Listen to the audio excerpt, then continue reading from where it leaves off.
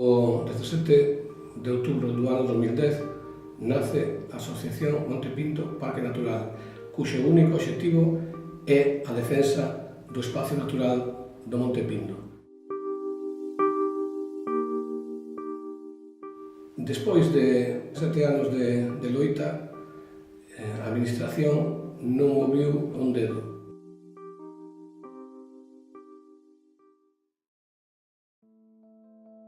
Eles din que o Monte Pindo que está suficientemente protegido.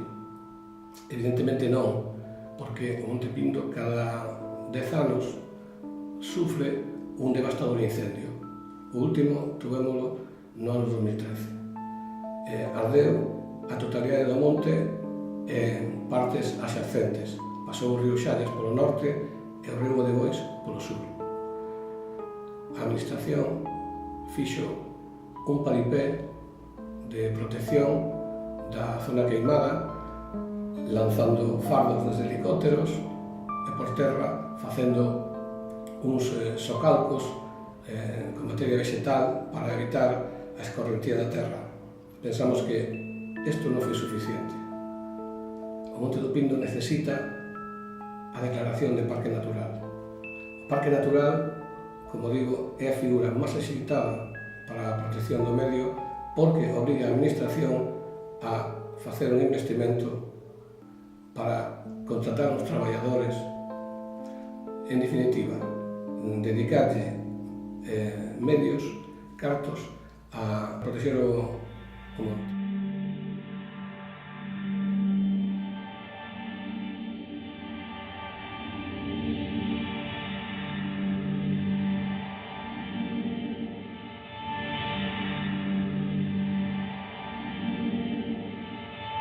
O proxecto Trekker Monte Pindo nació en realidade a proposta dun socio de Santillecha da nosa asociación durante unha comisión rectora. Había a posibilidade de solicitar a Google que nos prestara a súa cámara Trekker para poder mapear as rutas en principio do Monte Pindo. Esa era a idea inicial.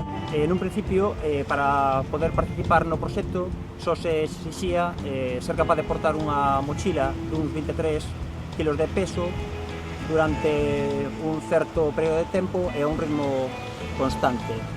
Desde o Concello lanzáramos a proposta de facer ese proxecto extensivo a todos os camiños do Concello de Carnota e, afortunadamente, a Google pareceulle moi boa idea e, de feito, isto nos levou a poder prácticamente rodear o Monte Pindo por todas as rutas do Concello. En total contamos con 14 voluntarios para poder facer este traballo. Me motivaba moito o feito de colaborar nunha iniciativa que pretende dar a conocer unhas rutas dun determinado lugar ao resto do mundo, de forma que calquera persona desde o seu domicilio vai poder visualizar os recorridos que levamos a cabo a través deste proxecto.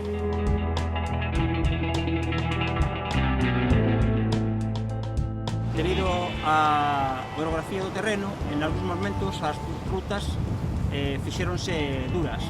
A miña compañeira e máis eu fixemos aproximadamente uns 55 kilómetros, que representan 12 das 50 rutas que compoñían o proxecto.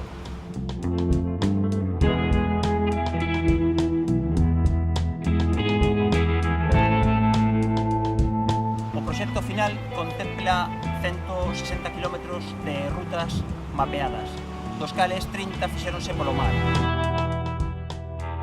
Conseguimos mapear a práctica totalidade dos camiños de sendeirismo do Concello de Carnota por un total de 169 km mapeados, que coñece un poquinho o noso Concello sabe que é moita distancia para un Concello tan pequeno. Eu fixen toda a ruta co Trekker desde Montelouro, ou antes, un poquinho antes de Montelouro, todo o que é o Concello de Carnota, por mar, grabando todas as lobeiras, todo o Ézaro, hasta a ponte do Ézaro, porque depois máis non podía entrar, estaba a marea baixa, pero sí que fixen algunhas, e resultou casi todo o día.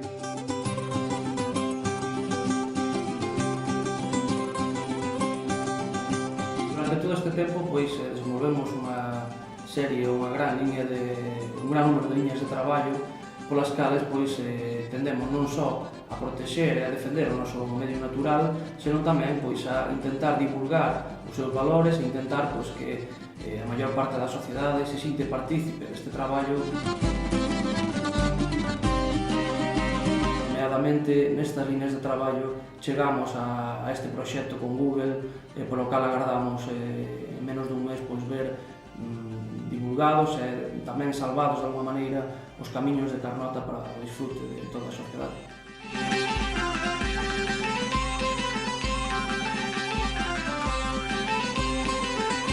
A tese doutoral sinalou que o Monte Pindo é un dos espacios xeolóxicos máis importantes do mundo e tamén creemos pois, que as súas rarezas xeomorfolóxicas o fan merecedeiro da nosa curiosidade e da nosa atención porque disparou a memoria dos nosos devanceiros durante os últimos séculos.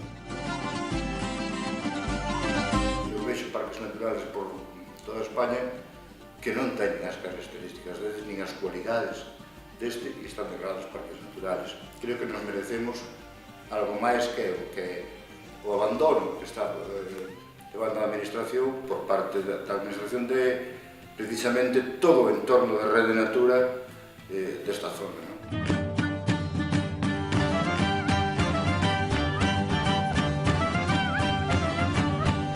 Levamos 100 anos, neste ano facemos 100 anos de reivindicación dun parque natural.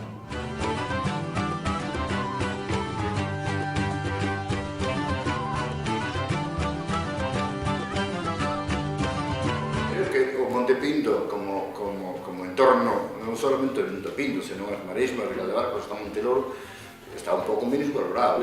Entendo que sí, por parte da administración que ten as competencias no tema para declarar o parque natural.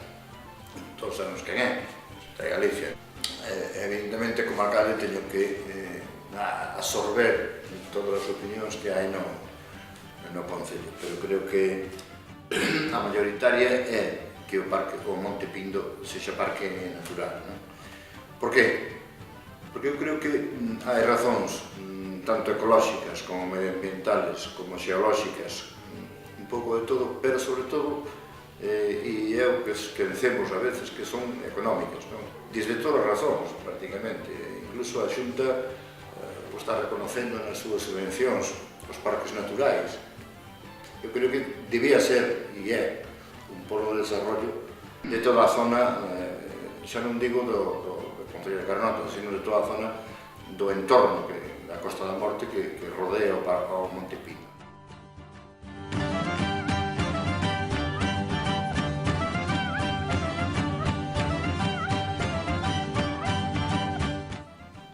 Queremos pedir á Xunta que abra os ollos dunha vez e que se intine en declarar o Monte Pindo Parque Natural.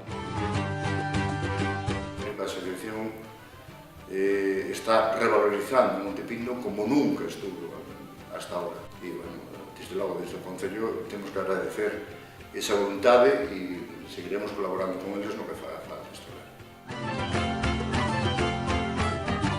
Non pode ser que Galiza sexa a comunidade con menos espacio natural protegido. O Monte do Pindo, como monumento natural que é, debe ter a mesma protección. Decimos a Xunta que quite a venda dos ollos e que de unha vez por todas non deixe esmorecer o noso querido monte.